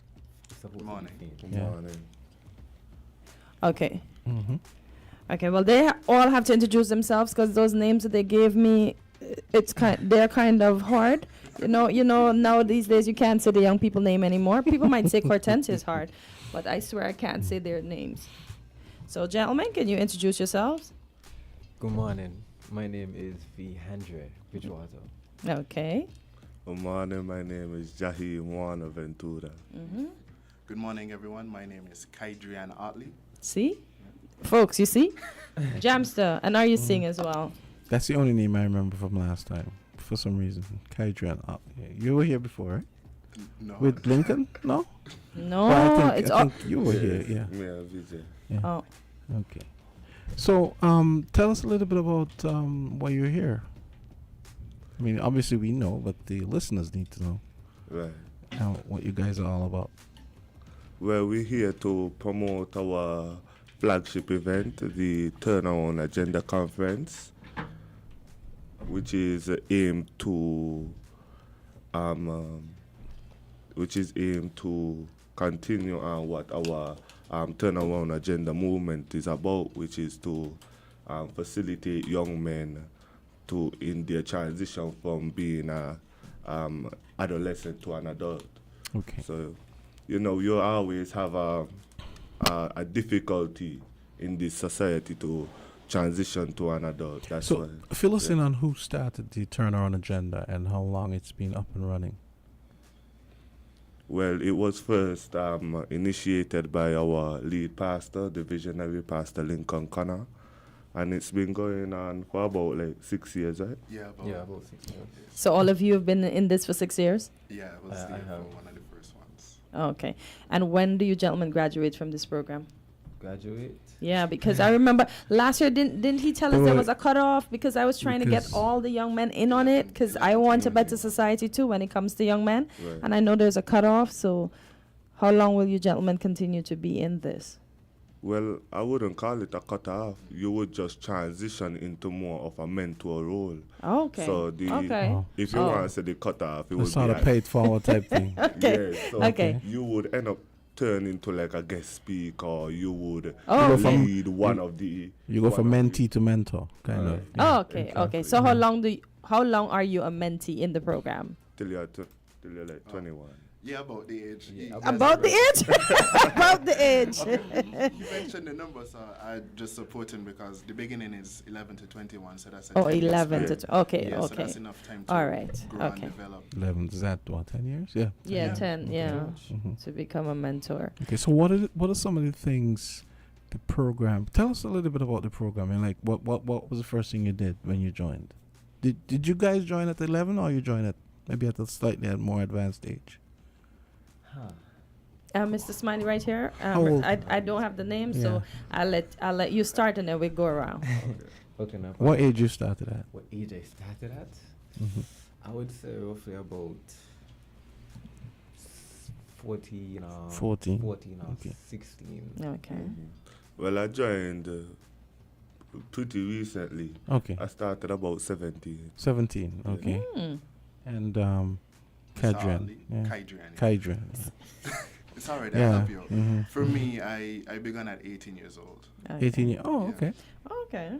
So then, so you guys are probably you guys probably get to mentor the younger ones as well, while Yeah, that's right. you be mentored by the older ones. Right. Yeah, you Because I understand. imagine you have 11-year-olds and 12-year-olds and so on, right? Yeah. Okay. Mm.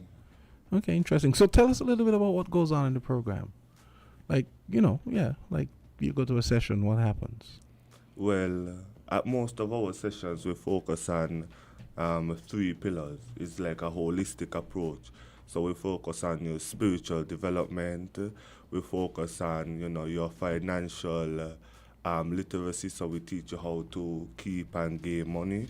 And then we focus on your emotional maturity. Right. Mm-hmm. So all of our sessions are either focused on any of those aspects in deep detail. Yeah, with some overlap now and again, because you can't just bat them off, because if you have a proper financial stability, you wouldn't be stressing too much because you can't pay the bills. And if you also understand that you have God's purpose to fill out, you're going to think, I need to manage my money so I could go and spread the word, because you have mission trips, and you'd also have to think, well, I can't be talking to people properly if I not well on the inside or connected with my creator. You don't say. Jamso, what's happening over here? So you mentioned overlap. So let's get into that overlap a bit for folks that are listening. Okay. So when it comes to the overlap in terms of things related, think about it as a Venn diagram. So it's 3 as he mentioned, but each, it's a nice triangle with some overlap at each. No, I actually like the Venn diagram, and now that's perfect. That's actually okay, perfect. I didn't clarify. It's a Venn diagram, but in the triangle form, Oh, okay. Yeah. Okay. So you have some overlap between the two on the bottom, some between the two on the side, and you have in the center as well. Yeah. So I mentioned briefly about you not being able to speak to people properly sometimes. Yes. If you're emotionally unwell, or you might not being able to spend your money properly because you're emotionally unwell. What happens is most people live paycheck to paycheck. They don't know how to manage their money properly. That's true. They get stressed. They go and spend even more money that they don't have money on. They take a loan with no money coming in, but money going out. Negative. So with that being happening, you're getting more stress. You start to get involved in all kind of other things, and then it leads you further and further away to God. And then after a point, you said, you know what? Already too far gone. And then you just keep building it. Well, you keep digging yourself into a deeper hole. What program does, it's not like, oh, well, we're going to see you going there and then we're going to just give you the cure. It's more of a preventative measure. Okay. So in terms of, we give you the necessary skills and then we teach you about the holistic approach, like Jahim mentioned. Getting to know God, having a proper emotional stability. We were dealing with self-control a few Sundays ago on what exactly it is, and some biblical examples of that, and knowing, okay, sometimes you need to hold your tongue, sometimes you really want to rest on the Jesus and tell him what you got to say, but you need to know to keep it on, walk away even if you might be in the right, because sometimes people are incredibly stubborn, and then said, you know what, let me be the bigger person in this and be more mature. You leave with your life in some cases. Let me ask the three of you all that, because I had a suspicion that conflict resolution was one of the things that was going to come up, like you just said. Yeah. Do you find that hard to do? I mean, the way it's imparted to you. I mean, the counsel that was imparted, that Kydran just talked about. Yeah. In practice, is it?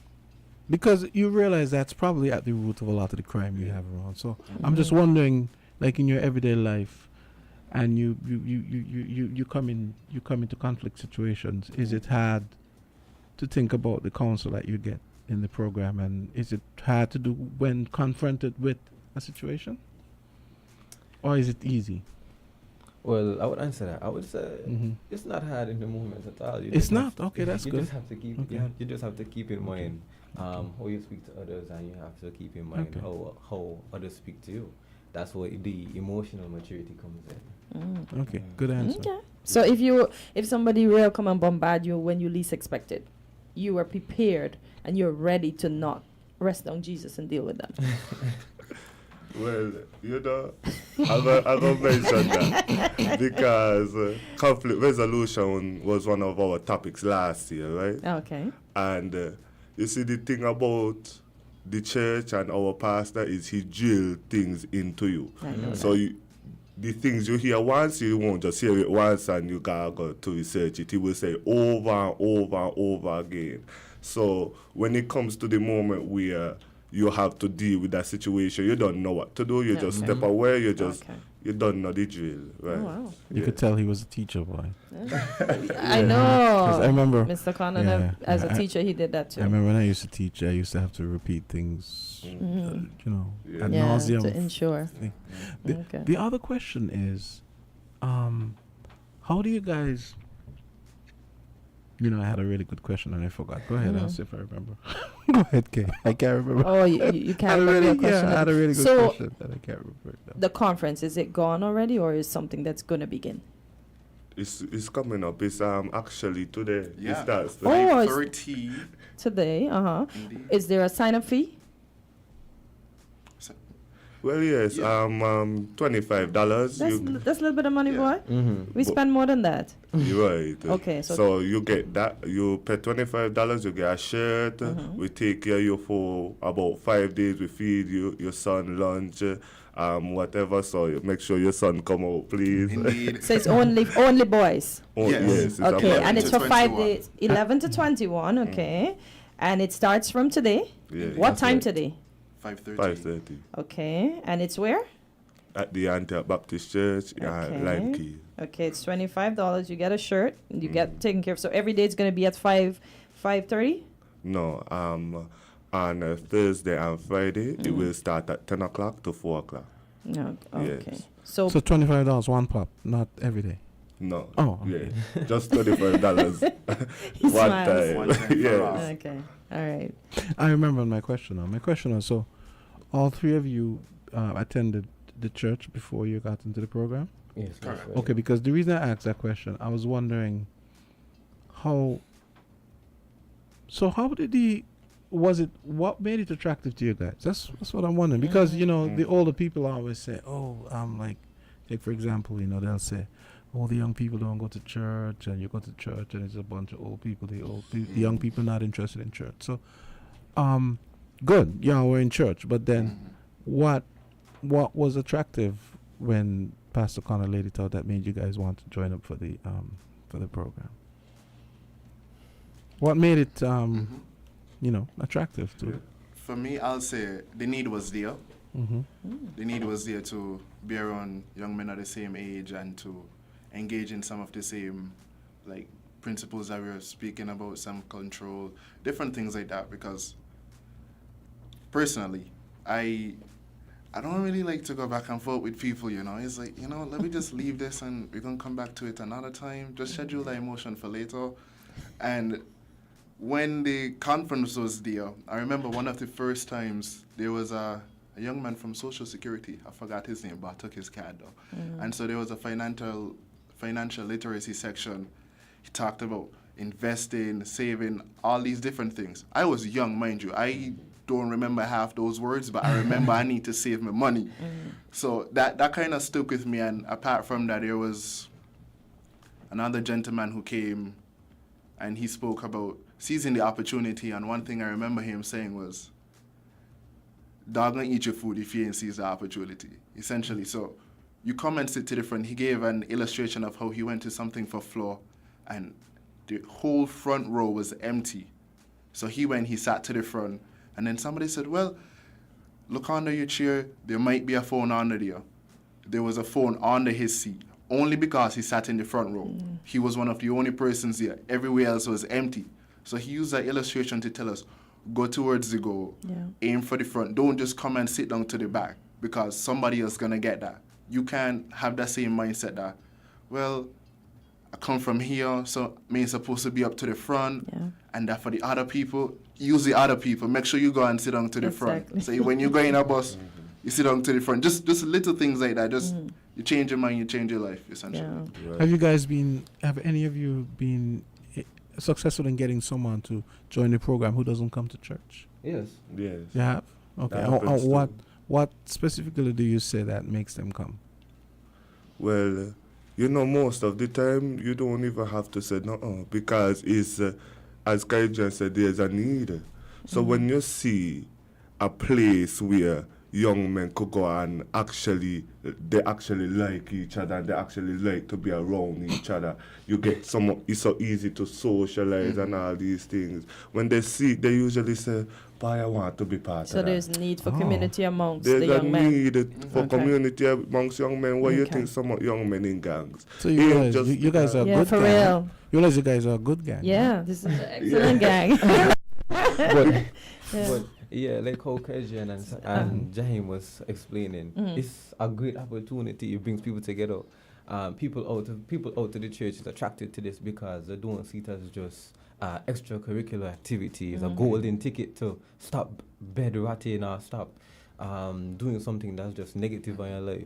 Okay. It brings you a type of purpose. Yeah, okay. Yeah. And how many of you are part of this presently? Part of this community, the good gang, the excellent gang, the great gang. The turnaround Good agenda. question. Yes. Yeah. How many of you are part of this turnaround agenda presently? Well, it's an agenda, so it's like a movement. Yeah, so a movement wouldn't have just like, you wouldn't just specific register a specific amount of people. okay, But you understood. do have like specific people who run the movement. So each year we would have different amount of young men coming to the conference, coming to the flagship events, but it always have a specific group that runs the event. So it's for Okay. everybody in St. Kitts and Nevis to join and continue the movement. I've been having to visit the hospital recently, and almost every time I'm up there, I'm seeing a young man in handcuffs and a police nearby. So he's a prisoner, and he's just probably came for treatment of some sort. Have you gentlemen had the opportunity to go into the prison and maybe minister to these young gentlemen in hopes that for those that have sentences that will eventually return them to society, that they can become an integral part of this said program?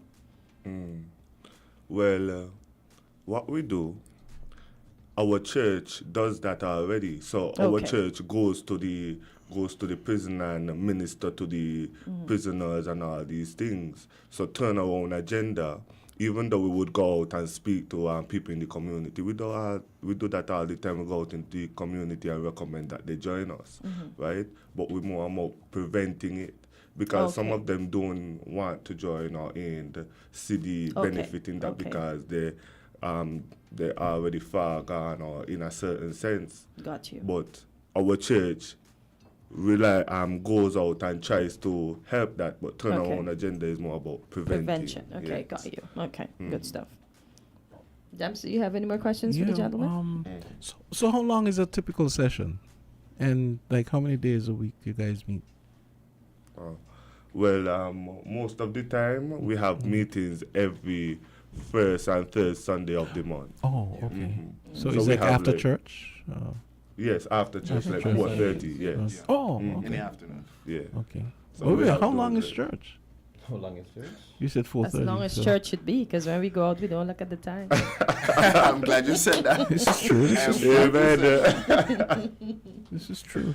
But usually we have a waiting period, man, between church and the turnaround Yeah, agenda. so you go home and you eat, you take a Yes. little rest, and you come back for your meeting. Yes, that's We're not right. burnt out if you're wondering. They're not burnt out. Never that. Never that. Okay, so gentlemen, can you remind the folks that are listening of the event, the time, the age range, and the mere amount of money they have to pay and what's included once they pay? One each. Okay, good day, folks. My name is Kydra Notley once again, and I'll tell you, today we are beginning our Turnaround Agenda Conference at 5:30 at the Antioch Baptist Church, and we only have to pay $25. Indeed. And the theme for this year is Breaking Bad, Building Good. I like that. Breaking Yeah, Bad, building good. I like that. All right. Okay, and you said the 25? Yes. And they said you get a shirt. That's right. And can we get the time for the event and Yes, so when it begins and ends? today we start at 5:30, but on Thursday to Saturday we start at 10 a.m. to 4 p.m. Okay. Yes. All right. And then we would have church on Sunday. No, so it culminates, it ends with church. Yes, it ends with Okay, good church. stuff. Well, I'm sure Pastor Connor is smiling from ear to ear and being extremely proud of his young men because he came last year. I realized he Yeah. didn't come this year. He'd be like, y'all take the wheel. Take the And I wheel. actually think he did mention the prison thing. When he said it, I said, yeah, I think he But may I have was mentioned thinking, it right, last year. if these gentlemen go, seeing that these gentlemen, they're not part of the bad or anything, right? Or the indifferent, because I like to say indifferent, because nobody's bad. We're indifferent. And maybe they can see them and say, okay, these young gentlemen doing it, maybe we can do it too. You know, because sometimes you need to see people that are emotionally stable, and I find these three are. So, yeah, that's how I was thinking. Pretty smart guys. Too. Yeah. I want to say our future is in great hands, and I see some great husbands for ladies in the future. For sure. You know, that's one of our aims, to become better fathers, so I'm glad you said that. Thank you. Thank you, Jaime. Wow. Indeed. Alrighty. So, ladies, any ladies watching? Ladies, make sure. Ladies, make sure you burn it. Make sure you burn these faces into your memories. Yeah, they're emotionally stable, they're spiritually well, and they will be financially capable in the future. For real. Yeah. I mean, those are the. I would say those are the three pillars you really need. To get things on an even keel. Yeah, exactly. As a man. So absolutely. Yeah. I'm here for it.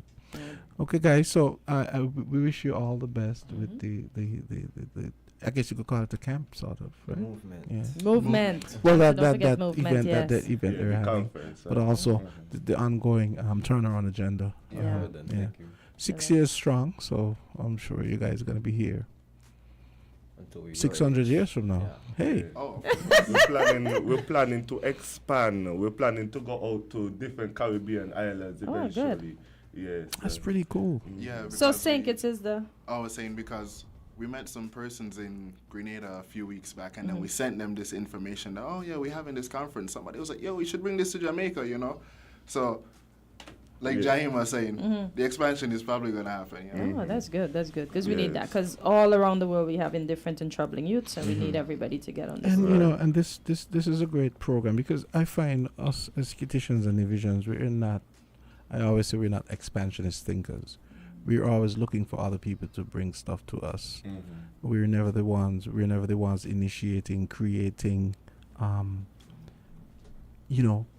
imprinting ourselves on others for the better. It's always So I mean, it's great for me. I think somewhere in the back of my mind I was actually thinking this was maybe something that Pastor Connor had got from maybe another Baptist church in the States. But it's great to know that this is actually a homegrown movement. And I would love to know I would love to know that this actually spreads, because I can see the fruit right here. Yes. You know?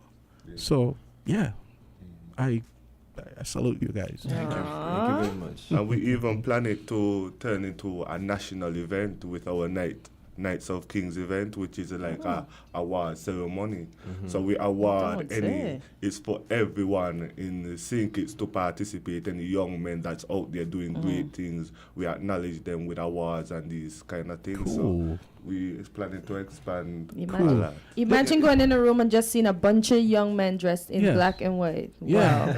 Absolutely. It will be, a great one too. Suit up last year. The boys come suit up. Look on especially he. I was not there last time, but I saw them online. I was like, I'm so proud, you know. I'm so proud. You know, there's a question. We actually overtime, but there's a question I wanted to ask earlier, and I really want to ask it because I want to hear you guys' take on it. Do you guys? It's always been said by the older folks that the women in the family, the girls are coddled and the men are kind of the boys are left to their own devices. Would you guys say that's true? Which is why it probably makes this program so important. Would you all say that that's a true thing? I think there's some truth in it, but it's not wholly true. I grew up with a single mother. My mother did her job. She didn't leave me to my own devices, to say the least. Okay. So I was well taken care of. All jokes aside, I really was well taken care of. I had proper discipline instilled in me. So you have a sister? No. Oh, okay. Yeah, no, because then it would have been nice to know if you guys had the same curfew. Oh no. You know what I mean? But even still, I'm not the type to go out and gallivant in the night. So I'm a homebody. But I would like to say, I was somewhat raised on the streets, and I have many siblings. I have many brothers and sisters also, and I could recognize that my fellow brothers, whether siblings or church or on the streets itself, we we don't make some mistakes. I'm gonna be honest with you. Okay. And the Turn On agenda is a great movement just to be a part of. Just And to see the having said that, meanwhile, your sisters are home, sheltered at home, and keeping their noses clean. Yes. And Okay. he's outside hanging And out. he's outside. Okay. But we are really thankful for this, and especially to the sponsors that, help us here at Turn On Agenda. The sponsors such as the Cable, the First Federal Cooperative Credit Union, Westside Service Center, Donald Keynes, Azul Printers, and the Police Credit Union.